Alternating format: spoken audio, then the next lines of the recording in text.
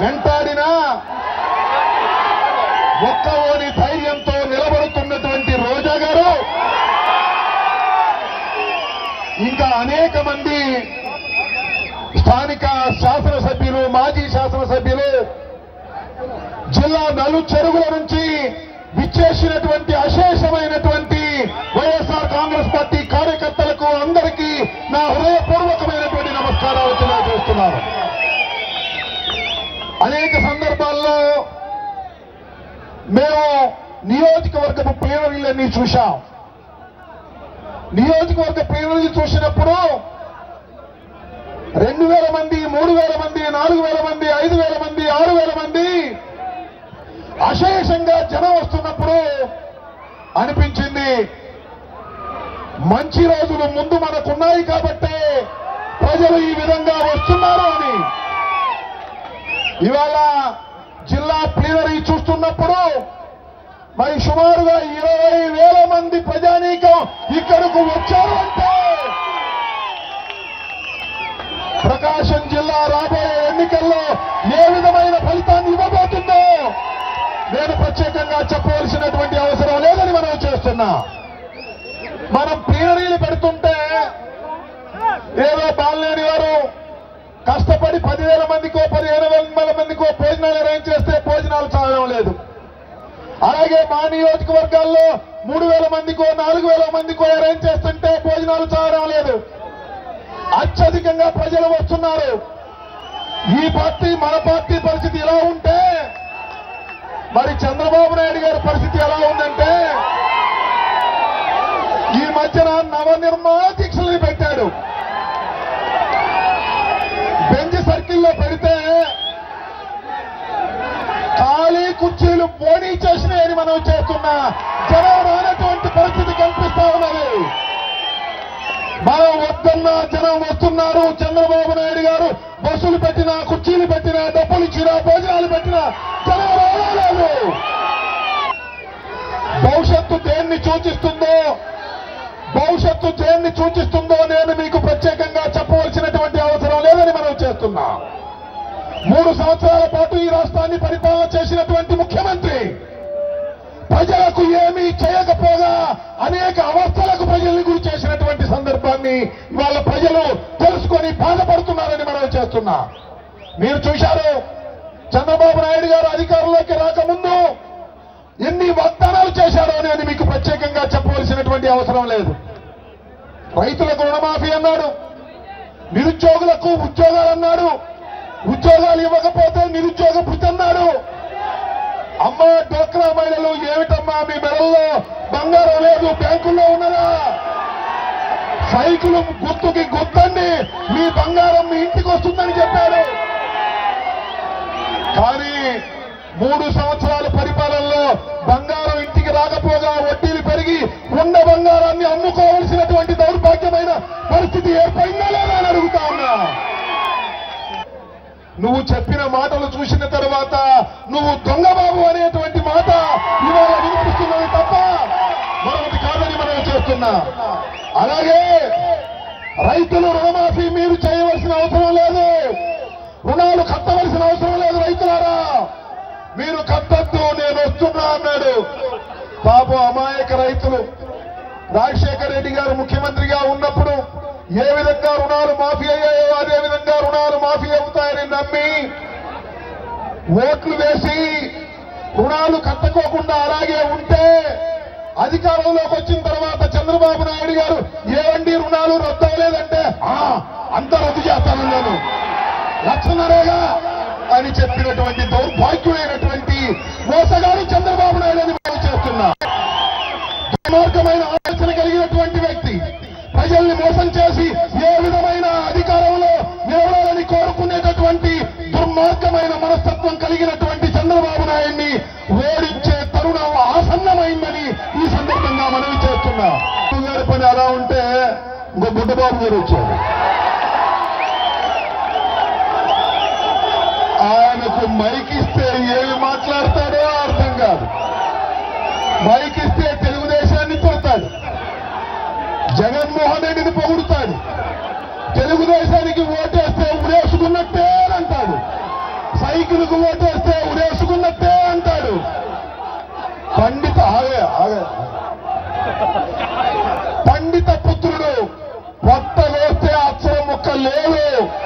ఆయన వచ్చి జగన్మోహన్ రెడ్డి గారికి సవాలు విసిరేటటువంటి పరిస్థితిలో ఉన్నాడు. నేను మనవి చేస్తున్నా, ఓ లోకేష్ బాబు, మీ నాన్న అధికారంతో చెలాయిస్తున్నావు తప్ప దమ్ముంటే ప్రజల మధ్యన నిలబడి గెలవగలిగిన సత్తా నీకు ఉన్నదాన్ని మనవి చేస్తున్నా. డాక్టర్ వైఎస్ రాజశేఖర రెడ్డి గారు మరణించిన తర్వాత పార్లమెంటు సభ్యుడిగా ఉన్నటువంటి జగన్మోహన్ రెడ్డి కాంగ్రెస్ పార్టీతో వరించినటువంటి ఆ పదవిని చునప్రాయంగా వదిలి కడపలో నిలబడి 5,25,000 మెజారిటీతో గెలుపొందినటువంటి వ్యక్తిని మనవి చేస్తున్నా. ఎన్ని కుట్రలు కుతంత్రాలు చేసినా సోనియా గాంధీ, చంద్రబాబు ఏకమై జగన్మోహన్ రెడ్డి గారిని 16 మాసాలు జైల్లో పెట్టిన రాజీ పరని మొక్కలోని ధైర్యం కలిగినటువంటి వ్యక్తి జగన్మోహన్ రెడ్డి మనం చేస్తున్నా. ఏదో త్రుటిలో తప్పిపోయింది. మీ అబద్ధాలు మాటలు విని, మీ దౌర్భాగ్యమైన మాటలు విని ప్రజలు మమ్మల్ని ఓడించారు. కానీ 5,25,000 ఓట్లు మాకొస్తే ఇవాళ జగన్మోహన్ రెడ్డి ముఖ్యమంత్రి, నువ్వు ప్రధాన ప్రతిపక్ష నాయకుడిగా మిగిలేవాడివి. కానీ నీ మాయమాటలు నమ్మి ప్రజలు ఓట్లేసినందుకు ఇవాళ ఎంత బాధపడుతున్నారో నేను మీకు ప్రత్యేకంగా చెప్పవలసినటువంటి అవసరం లేదు. నేను ఒక్కటే మనవి చేస్తున్నా, ప్లీనరీ సమావేశాలు చూస్తున్నప్పుడు, నియోజకవర్గం ప్లీనరీ సమావేశాలు చూస్తున్నప్పుడు, జిల్లా ప్లీనరీ సమావేశాలు చూస్తున్నప్పుడు యుద్ధానికి సిద్ధమవుతున్న సైనికులులాగా వైఎస్ఆర్ కార్యకర్తలు ఉన్నారని మనం చేస్తున్నా. రాబోయేది యుద్ధం. అది 2 సంవత్సరాలకు వస్తుందా? మోడీ సంవత్సరానికే తీసుకొస్తాడా? ఎప్పుడు వచ్చినా ఈ యుద్ధంలో జగన్ సేన గెలుస్తుంది. చంద్రబాబు, లోకేష్ ఇంటికి వెళ్తారు. అయితే మా బాబు దగ్గర బస్తాలు బస్తాలు డబ్బులున్నాయి. మీ దగ్గర ఆయుధాలుంటే బస్తాలు బస్తాలు కుమ్మరించి మా బాబు గెలుస్తాడనుకుంటున్నారు. బస్తాలు బస్తాలు తీసుకోండి, దాని గుర్తుకు ఓటు వేయండి అని మనందరికీ చెప్పవలసినటువంటి బాధ్యత ఉన్నదని మనవి చేస్తూ ఈ అవకాశం కల్పించినటువంటి వాసు గారికి, పెద్దలకి నా హృదయపూర్వక ధన్యవాదాలు. 2వ తారీఖున వైఎస్ఆర్ కాంగ్రెస్ పార్టీని మనం జగన్మోహన్ రెడ్డి గారి నాయకత్వంలో ఇడుపులపాయలో స్థాపించుకోవడం జరిగింది. ఇప్పటికీ మొన్న ఫిబ్రవరి 12వ తారీఖు 6 సంవత్సరాలు కంప్లీట్ చేసుకున్నాం. ఈ 6 సంవత్సరాల్లో జగన్మోహన్ రెడ్డి గారి నాయకత్వంలో పోయిన 3 సంవత్సరాలు కాంగ్రెస్ పార్టీ అధికారంలో ఉన్నప్పుడు మన కార్యకర్తల్ని, మన నాయకుల్ని ఎన్నో విధంగా వేధింపులకు గురిచేసింది. అయినా ఎంతో ధైర్యంగా ఎదుర్కొని నిలబడ్డారు. జగన్మోహన్ రెడ్డి గారి నాయకత్వాన్ని బలపరిచారు.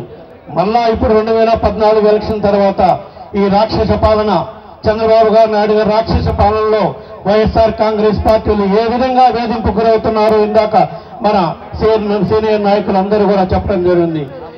ఇట్లాంటి ఎన్ని ఇబ్బందులు వచ్చినా సరే ధైర్యంగా నిలబడి జగనన్నను ముఖ్యమంత్రి చేసేంత వరకు పోరాటానికి సిద్ధమైన కార్యకర్తలందరికీ కూడా మరొక్కసారి చేతులు జోడించి నమస్కారం తెలియజేసుకుంటున్నాను.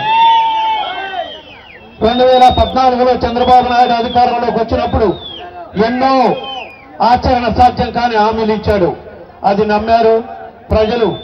కేవలం 5 లక్షల ఓట్లు వేశారు. కేవలం 5 లక్షల చిల్లర ఓట్లతోటి ఈరోజు చంద్రబాబు నాయుడు గారు ముఖ్యమంత్రి అయ్యి గత 3 సంవత్సరాల నుంచి ఏ విధంగా రాష్ట్రంలో రాక్షస పాలన సాగిస్తున్నాడు, రాష్ట్రంలో ఎట్లా అవినీతి మయం చేశారో కూడా మీరందరూ కూడా గమనిస్తూనే ఉన్నారు. దానికి నిదర్శనం గత నెల జూలై 8వ తారీఖు మనం రాజశేఖర రెడ్డి గారి పుట్టినరోజు గడప గడపకి కార్యక్రమం జగన్మోహన్ రెడ్డి గారి ఆదేశాల మేరకు రాష్ట్రంలోని 13 జిల్లాలో మొదలుపెట్టాం. సుమారుగా రేపు జరగబోయే మా రాజశేఖర రెడ్డి గారి జన్మదినానికి 1 సంవత్సరం. మొత్తం 175 నియోజకవర్గాల్లో గడప గడప కార్యక్రమంలో ప్రతి నియోజకవర్గ ఎమ్మెల్యే కానివ్వండి, కోఆర్డినేటర్ కానివ్వండి, జిల్లా అధ్యక్షులు ఆధ్వర్యంలో గడప కార్యక్రమం ఎంత విజయవంతంగా ముగిచిందంటే ఆ గడప గడప కార్యక్రమంలో ప్రజలు ఎలపించిన అభిప్రాయాలు ఒక్కసారి మీరు జ్ఞప్తికి తెచ్చుకోండి. ఏ ఒక్క హామీ కూడా అమలుగా చేయలేదని చెప్పి ప్రజలు ముక్తకంఠంతో చెప్పడం జరిగిందంటే ఈ ప్రభుత్వంపై ఎంత వ్యతిరేకత ఉందనేది ఒకసారి గమనించాలని చెప్పి మరొక్కసారి మీకు అందరికి కూడా తెలియజేసుకుంటున్నాను. ఇదే కాదు, మన గడప గడపలో కార్యక్రమం చేపట్టడం వల్ల పార్టీ పరంగా కూడా, పార్టీ వ్యవస్థాగతంగా కూడా బాగా బలోపేతం కావడానికి ఉపయోగపడింది. ముఖ్యంగా బూత్ కమిటీలు, గ్రామస్థాయి కమిటీలు ఎస్టాబ్లిష్ చేసుకొని సంవత్సరాగతంగా పార్టీని రాబోయే ఎన్నికలకి ప్రిపేర్ చేయడం కోసమే ఈ కార్యక్రమం అంతా బృహత్తర కార్యక్రమం జగన్మోహన్ రెడ్డి గారు ఆదేశించిన మీదట పోయిన సంవత్సరం నుంచి జరపడం జరిగింది. ఇప్పుడు దీని ఫైనల్ స్టేజ్కి రేపు జూలై 8th 9th గుంటూరులో రాష్ట్ర వ్యాప్తంగా ప్లీనరీ కార్యక్రమంలో జగన్మోహన్ రెడ్డి గారు మనం 2019 ఎలక్షన్స్ కి ఏ విధంగా ముందుకు పోవాలని దిశానిర్దేశించే కార్యక్రమం కూడా పార్టీ అధ్యక్షుడు జగన్మోహన్ రెడ్డి గారు రేపు జూలై 8, 9 చేపట్టబోతున్నారు. కావున సోదరులారా, రాబోయే ఎలక్షన్స్ లో ఇంకా 2 సంవత్సరాలు ఉన్నాయి.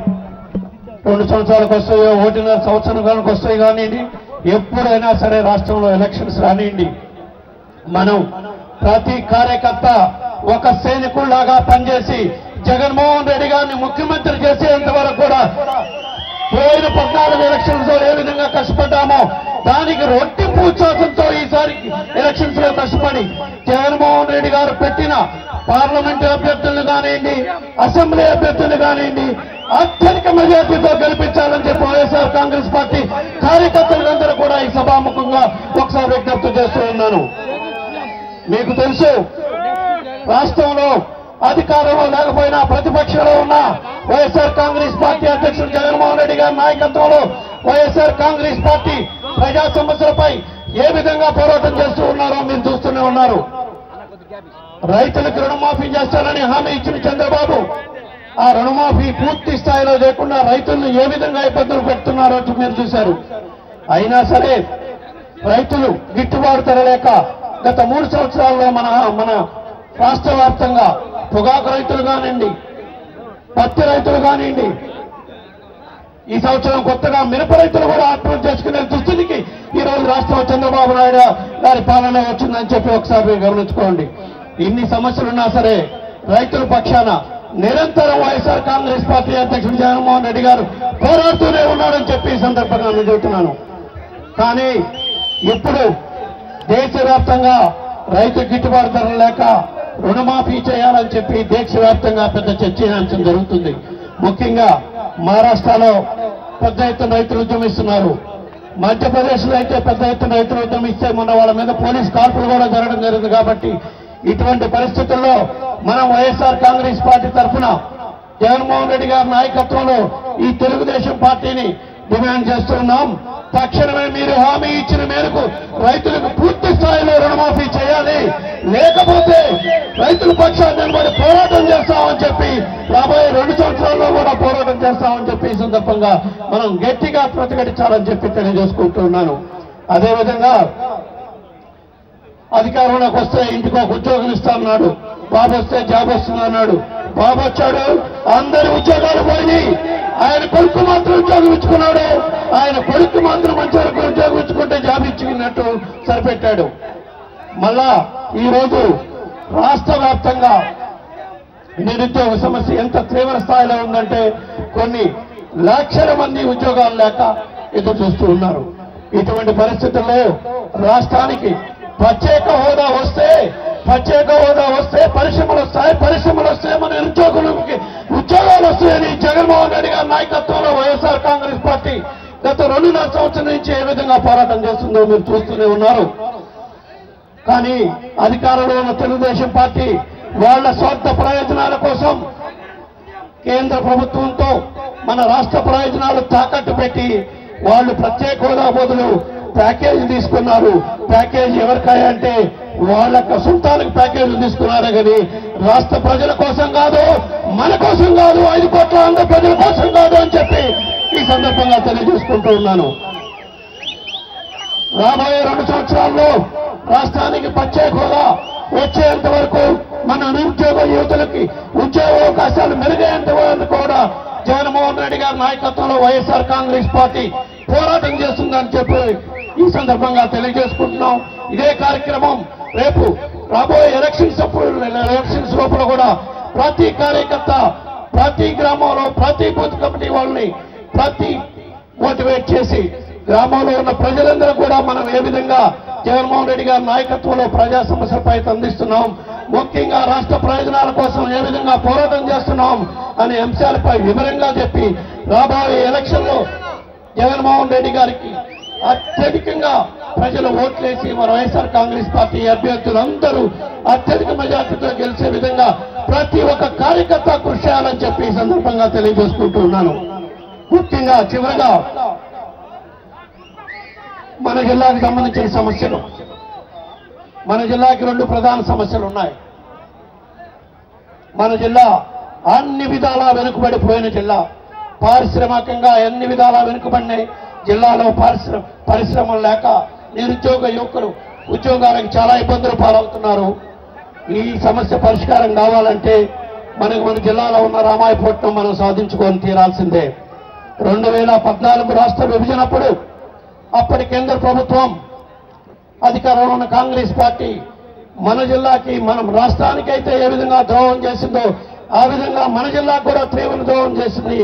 ఏ విధంగా అంటే అప్పుడు డిక్లేర్ చేసిన బ్యాక్వర్డ్ జిల్లాస్ 7 జిల్లాలతో పాటు ప్రకాశం జిల్లాని బ్యాక్వర్డ్ జిల్లా కింద డిక్లేర్ చేయకుండా కాంగ్రెస్ పార్టీ తీవ్ర ద్రోహం చేసింది. కాబట్టి ఇప్పటికీ వైఎస్ఆర్ కాంగ్రెస్ పార్టీ అధ్యక్షుడు జగన్మోహన్ రెడ్డి గారు అసెంబ్లీలో తీర్మానం చేయడం జరిగింది. పార్లమెంట్ సభ్యులు మేమందరం పార్లమెంట్ లో కూడా ప్రకాశం జిల్లాని వెనుకబడిన జిల్లాగా అభివృద్ధి పెట్టాలని చెప్పి మనం పార్లమెంట్ లో కూడా వాయిస్ రేజ్ చేయడం జరిగింది. తప్పకుండా రాబోయే 2 ఏళ్లలో కూడా మేము ఆ విషయంపై పార్లమెంట్ లోను అసెంబ్లీలోను జగన్మోహన్ రెడ్డి గారి నాయకత్వంలో పోరాటం చేస్తాం.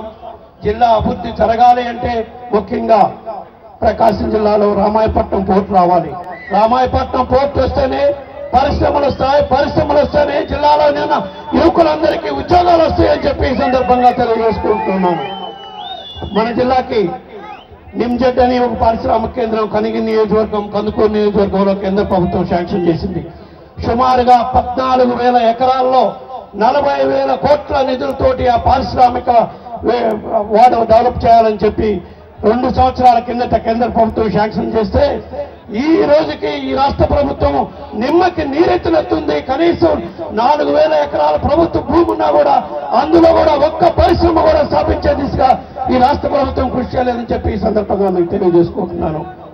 ఇదే జిల్లాకి సంబంధించిన ఇంకో ప్రధాన సమస్య వెలుగొండ ప్రాజెక్టు నిర్మించుకోవటం.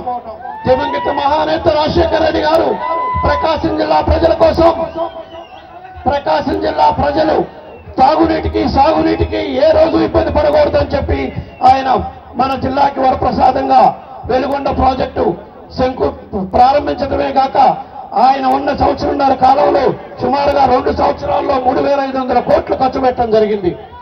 దురదృష్టవశాత్తు కేవలం ఇంకా 1000 కోట్ల రూపాయలు ఖర్చు పెడితే వెలుగొండ ప్రాజెక్టు కంప్లీట్ అవుతుంది.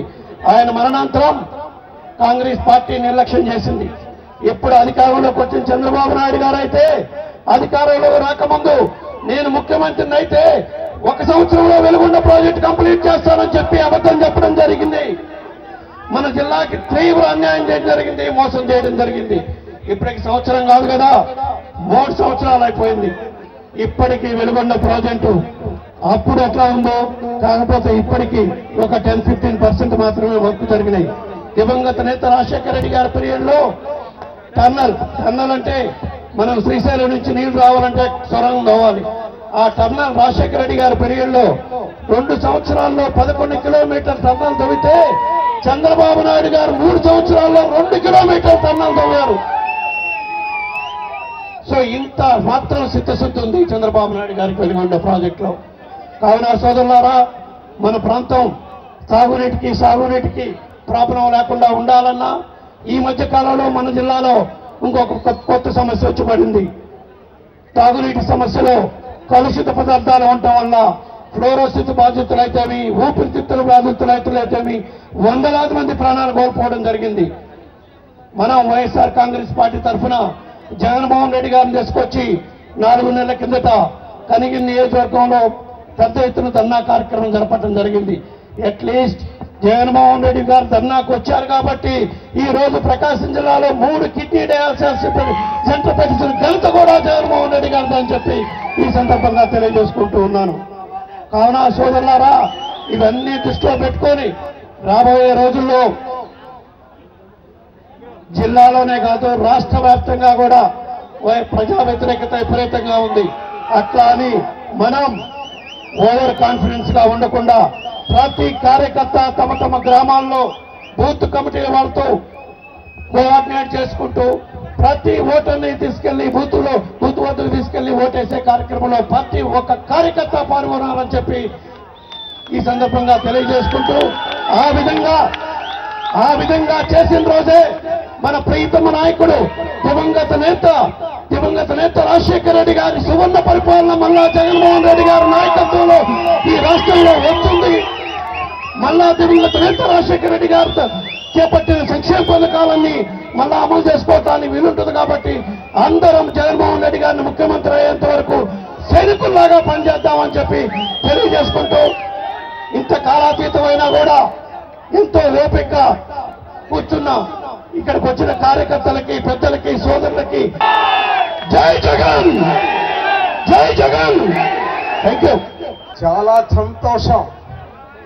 బాలినేని వాసు గారి నాయకత్వంలో అధ్యక్షతన ఈనాడు ఇంత భారీ జిల్లా ప్లీనరీ సమావేశాన్ని జరపడం అనేది చాలా సంతోషంగా ఉందని కూడా మనం చేస్తున్నాం. వారిని మనస్ఫూర్తిగా హృదయపూర్వకంగా కూడా అభినందిస్తున్నానని మనం చేస్తున్నాం. సోదరులారా, మీ ఉత్సాహం చూస్తుంటే ప్రకాశం జిల్లాలో 12 అసెంబ్లీ స్థానాలు, అలాగే దీనికి సంబంధించినటువంటి 3 పార్లమెంట్ స్థానాలు వైఎస్ఆర్ పార్టీ తప్పకుండా గెలుస్తుందని అభిప్రాయం, విశ్వాసం కలుగుతుందని కూడా మనం చేస్తున్నాం.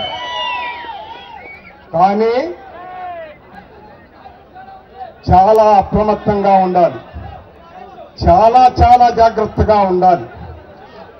అవతల వ్యక్తిని తేలికగా లెక్క వేయవద్దని కూడా మనం చేస్తున్నాను. అతను చాలా మాయావి, గొప్ప మాయావి, చాలా మోసాలు చేయగల వ్యక్తి అని కూడా నేను మనం చేస్తున్నాను. దయచేసి ఆలోచించండి, దయచేసి చాలా అప్రమత్తంగా ఉండాలని కూడా నేను మనం చేస్తున్నాను. మనం చూసాం, ఇంతకుముందు పెద్దలు చాలా మంది చెప్పారు. ఈ రాష్ట్రంలో వైఎస్ రాజశేఖర రెడ్డి గారు ఉన్నప్పుడు జరిగినటువంటి అభివృద్ధి కార్యక్రమాల గురించి కూడా చెప్పారు, సంక్షేమ కార్యక్రమాల గురించి కూడా చెప్పారు. డాక్టర్ వైఎస్ రాజశేఖర రెడ్డి గారు ఉన్నప్పుడు, ముఖ్యమంత్రిగా ఉన్నప్పుడు వెలుగొండ ప్రాజెక్టుకి శంకుస్థాపన జరిగిందని కూడా నేను మనం చేస్తున్నాను. అంతకుముందు చంద్రబాబు గారు జరిగిందని కూడా నేను మనం చేస్తున్నారు. కానీ రాజశేఖర రెడ్డి గారు ముఖ్యమంత్రి అయిన తర్వాత దానికి పునాది వేయడమే కాకుండా 4,000 కోట్ల ఖర్చుతోటి 4 లక్షల ఎకరాలకి నీటిపారుదల సౌకర్యం కల్పించాలనే ఉద్దేశంతో ఆయన తలపెట్టినటువంటి ప్రాజెక్టు వెలుగొండ ప్రాజెక్టు అని కూడా నేను మనం చేస్తున్నాను. ఆ రోజు నేను నర్సరావుపేట పార్లమెంట్ సభ్యుడిగా ఉన్నాను. ఆయన నర్సరావుపేటకు వచ్చి అలాగే వెలుగొండ ప్రాజెక్టుకి 4,000 కోట్ల ఖర్చు చేసే వెలుగొండ ప్రాజెక్టుకి పునాది వేయడం జరిగిందని కూడా నేను మనం చేస్తున్నాను. ఆయన ఆ సందర్భంలోనే మార్కాపురం వచ్చిన సందర్భంలో రాజశేఖర రెడ్డి గారు ఉత్సవంగా వస్తూ ఉంటే ముందు చేరిన వారు ఆ ప్రాజెక్టుకి పూల సుబ్బయ్య గారి ప్రాజెక్టు పేరు పెట్టాలని చెప్పి కూడా అడగడం జరిగిందని కూడా నేను మనం చేస్తున్నాను. ఆ సందర్భంలో నేను, కేపీ కొండారెడ్డి గారు, ఉడుమల శ్రీనివాసరెడ్డి గారు, బూచేపల్లి సుబ్బారెడ్డి గారు, జిల్లాలో మిగతా శాసనసభ్యులు కూడా వారి వెనకాల నిలబడి ఉన్నాం. మా వైపు చూసి మనం పూల సుబ్బయ్య గారి పేరు పెడితే ఏమైనా అభ్యంతరమా అని అడగడం కూడా జరిగిందని కూడా నేను మనం చేస్తున్నాను. మాకు ఎలాంటి అభ్యంతరం లేదని మేమందరం చెప్పిన మీదట వెలుగొండ ప్రాజెక్టుకి పూల సుబ్బయ్య గారు, కామ్రేడ్ పూల సుబ్బయ్య గారి పేరుతోటి పేరు పెడుతున్నామని చెప్పడం కూడా జరిగిందని కూడా నేను మనం చేస్తున్నాను. ఆయన 4,000 కోట్లతో 4 లక్షల ఎకరాలు ప్రకాశం జిల్లాలో ఉన్నటువంటి క్షామపీడిత ప్రాంతాలకి, అలాగే అనావశ్య ప్రాంతాలైనటువంటి దర్శి కానివ్వండి, పొదిలి కానివ్వండి, కనిగిరి కానివ్వండి, అలాగే మార్కాపురం, కంభం ఈ ప్రాంతాలన్నిటికీ నీరు ఇవ్వడమే కాకుండా నెల్లూరు జిల్లాలో ఉన్నటువంటి ఉదయగిరి ప్రాంతం క్షామపీడిత ప్రాంతం, అలాగే కడప జిల్లాలో ఉన్నటువంటి పూర్వమిళ్ల ప్రాంతం క్షామపీడిత ప్రాంతాలు. ఈ ప్రాంతానికి వర్షాభావ పరిస్థితులు ఉన్నటువంటి ప్రాంతానికి అంతటికీ కలిసి తప్పనిసరిగా ప్రాజెక్టు ఇవ్వాలనే ఉద్దేశంతో రాజశేఖర రెడ్డి గారు చేసిన ప్రయత్నం అంతా ఇంత కాదని కూడా నేను మనం చేస్తున్నాను. ఆ ప్రాంత ప్రజలందరూ కూడా రాజశేఖర రెడ్డి గారిని ఎప్పుడూ మర్చిపోయే పరిస్థితి లేదని కూడా నేను మనం చేస్తున్నాను. అటువంటి పరిస్థితుల్లో ఆ ప్రాజెక్టు ఇప్పటికీ కుంటి నడక నడుస్తుంది. రాజశేఖర రెడ్డి గారి మరణం తర్వాత మనం చేస్తున్నాం. అలాగే పులిచింతల ప్రాజెక్టును చూసాం మనం. కృష్ణా గుంటూరు జిల్లా శాసనసభ్యులందరూ కూడా చంద్రబాబు గారు ముఖ్యమంత్రిగా ఉన్నప్పుడు వాళ్ళందరూ కూడా వెళ్ళారు కృష్ణా డెల్టాకి.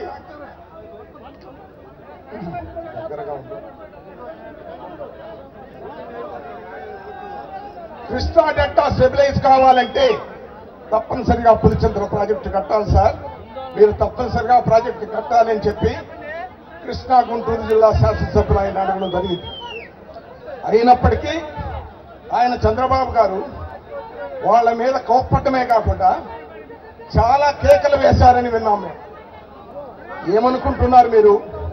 పులిచింతల ప్రాజెక్టుపై నన్ను మొదలుపెట్టి నన్ను రాజకీయంగా భూస్థాపితం చేయాలనుకుంటున్నారా మీరు?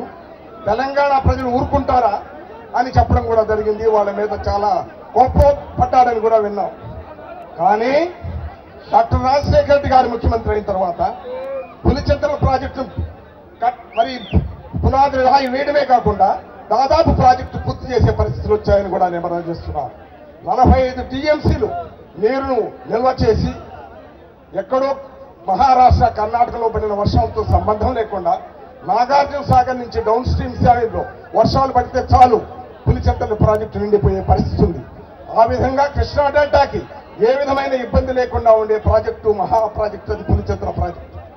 దాన్ని కూడా ఆయన మొదలు పెట్టలేకపోయాడు అని చెప్తున్నారు.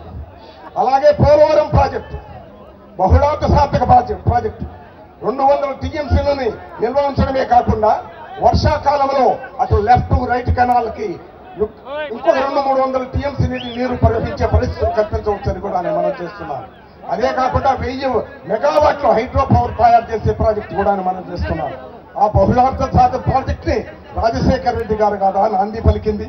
రాజశేఖర రెడ్డి గారి టైంలో కాదా దాదాపు రైట్ కెనాల్ 180 కిలోమీటర్ల ఉన్నటువంటి ప్రాజెక్ట్ కెనాల్ ని 140 కిలోమీటర్లు పూర్తి చేసింది రాజశేఖర రెడ్డి గారు కాదా అని మనం చేస్తున్నాం. ఆయన చనిపోయిన తర్వాత మీరు చంద్రబాబు గారు ముఖ్యమంత్రికి వచ్చిన తర్వాత తగునమ్మా అంటూ నేనే చేస్తున్నాను, గోదావరి కృష్ణాన్ని నేనే లింక్ చేస్తున్నానని గొప్పలు చెప్పుకుంటున్నాను. చాలా చాలా మోసగాడు చంద్రబాబు గారు. ప్రజానాయకుడిగా తగిన వాడు కానే కాదని కూడా నేను మనం చేస్తున్నాం. అలాగే మనం చూసాం ఇట్లాగే రాజశేఖర రెడ్డి గారి టైంలో అభివృద్ధి కార్యక్రమాలు అలాగే సంక్షేమ కార్యక్రమాలను కూడా రెండును కూడా నడిపించినటువంటి వ్యక్తులు కూడా మనం చేస్తున్నాం. రాజశేఖర రెడ్డి గారి టైంలోనే కదా గొప్ప సంక్షేమ పథకాలు ప్రారంభించింది. సోదరి సోదరులారా, ఎప్పుడైనా మనం ఊహించామా మన ఆరోగ్యాన్ని ప్రభుత్వమే కాపాడుతుందని? ఎప్పుడైనా ఊహించామా? మన బిడ్డల చదువులు ప్రభుత్వమే చదివిస్తుందని మనం ఆలోచించామా? ఈ రాష్ట్ర ప్రజలకి 47 లక్షల ఆవాస గృహాలు కట్టిస్తుందని ఎప్పుడైనా ఆలోచించామని మనం చేస్తున్నాం.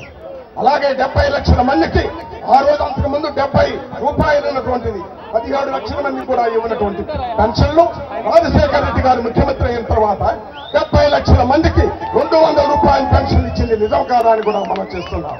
అటువంటి మహానేత, అటువంటి మహానాయకుడు, నభూతో భవిష్యత్తు ఉన్నటువంటి ఈ దేశంలోనే ఎవరు చేయనటువంటి అభివృద్ధి సంక్షేమ కార్యక్రమాలు చేసినటువంటి మహానేత ఆయన చనిపోయిన తర్వాత ఆయన్ను చూసి కూడా చంద్రబాబు గారు చేయలేని పరిస్థితిలో ఉన్నారని కూడా నేను మనం చేస్తున్నాను.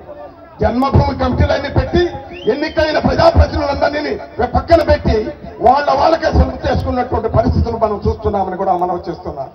ఇటువంటి దుర్మార్గుణ్ణి అసలు ప్రజా పరిపాలకుడిగా పనికే రావడం కూడా నేను మనం చేస్తున్నాను. అటువంటి పరిస్థితుల్లో మనం చూస్తున్నాం. ఈరోజు సుబ్బారెడ్డి గారు చెప్పారు రామాయపట్నం పోర్టు గారెడ్డి తప్పనిసరిగా వచ్చే అవకాశాలు ఉన్నాయి. దుగ్గరాజపట్నం ఫీజిబిలిటీ కాదని చెప్పడం జరిగింది.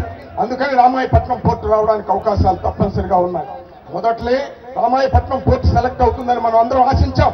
కానీ దురదృష్టం రాజశేఖర రెడ్డి గారు చనిపోయిన తర్వాత మేమందరం పార్టీ వదిలిపెట్టి బయటకు వచ్చిన తర్వాత వాళ్ళు సొమ్ము చేసుకుని దుగ్గరాజపట్నాన్ని సెలెక్ట్ చేయడం జరిగిందని కూడా నేను మనం చేస్తున్నాను. ఈనాడు రామాయపట్నం పోర్టు వచ్చినట్లయితే నిజంగా ప్రకాశం జిల్లాలో ఉన్నటువంటి వెనుకబడ్డ ప్రాంతాలు, నెల్లూరు జిల్లాలో ఉన్నటువంటి వెనుకబడ్డ ప్రాంతాలు, కావలి, ఉదయగిరి, అమరావతిలో అయినటువంటి ప్రాంతాలు ఇవన్నీ కూడా బాగుపడేదానికి అవకాశం ఉందని కూడా మనం చేస్తున్నాం. ఆ ప్రాజెక్టు కూడా తప్పనిసరిగా సాధించుకోవాల్సిన అవసరం ఉందని కూడా నేను మనం చేస్తున్నాను. చంద్రబాబు గారు మీరు మంచి పనులు చేయండి. పోలవరం ప్రాజెక్టు పూర్తి చేయండి, అలాగే వెలుగుంట ప్రాజెక్టు పూర్తి చేయండి, అలాగే రామాయపట్నం పోర్టు తీసుకురండి. మీరు ఏవి మంచి పనులు చేసినా మేము ఇక్కడ అభినందించడానికి సిద్ధంగా ఉన్నామని కూడా నేను మనవి చేస్తున్నాను. మీరు చెడ్డ పనులు చేస్తే మాత్రం ఈ రాష్ట్ర ప్రజలు సహించరని కూడా నేను మనవి చేస్తున్నాను. దయచేసి ఆలోచించండి సోదరులారా. నేను ఒంగోలు పార్లమెంట్ సభ్యుడిగా, నరసరావుపేట పార్లమెంట్ సభ్యుడిగా ఈ జిల్లాలో ఉన్నటువంటి 12 అసెంబ్లీ స్థానాల్లో 8 అసెంబ్లీ స్థానాలకి ప్రాతినిధ్యం వహించాను. ఈ ప్రాంత విషయాలన్నీ కూడా నాకు క్షుణ్ణంగా తెలుసు. నేను నెల్లూరు పార్లమెంట్ సభ్యుడిగా నెల్లూరు జిల్లాలో ఉన్నటువంటి 6 అసెంబ్లీ స్థానాలకే ప్రాతినిధ్యం వహిస్తున్నాను. కానీ నేను ప్రకాశం జిల్లాలో 8 అసెంబ్లీ స్థానాలకు ప్రాతినిధ్యం వహించాలని కూడా నేను మనం చేస్తున్నాను. అటువంటి పరిస్థితుల్లో ఈ జిల్లా పరిస్థితులన్నీ కూడా నాకు బాగా తెలుసని కూడా మనం చేస్తున్నాను. దయచేసి ఆలోచించండి, ఏమాత్రం పొరపాటు చేయకూడదు. అంబటి రాంబాబు గారు చెప్పినట్టు చంద్రబాబు గారు డబ్బుతో మనల్ని మోసం చేయాలనే ప్రయత్నం చేయవచ్చు. దయచేసి ఆలోచించండి. ప్రతి ఒక్కరూ ఒక ప్రతిజ్ఞ తీసుకోవాల్సిన అవసరం ఉంది. ఏ పరిస్థితుల్లో నేను డబ్బు తాకను, తప్పనిసరిగా వైఎస్ఆర్ కాంగ్రెస్ పార్టీని గెలిపించేదానికి ప్రతిజ్ఞ పూనుతానని కూడా మీరు ప్రతి ఒక్కరూ ప్రతిజ్ఞ పూనవలసిన అవసరం ఉంది. లేకపోతే చాలా అంధకారం అవుతుంది, భవిష్యత్తే చాలా దుర్బలంగా ఉంటుంది. చంద్రబాబు గారిని మనం చూశాం, ప్రజాస్వామ్యాన్ని ఏ విధంగా మంట కలుపుతున్నారో మనం చూశాం.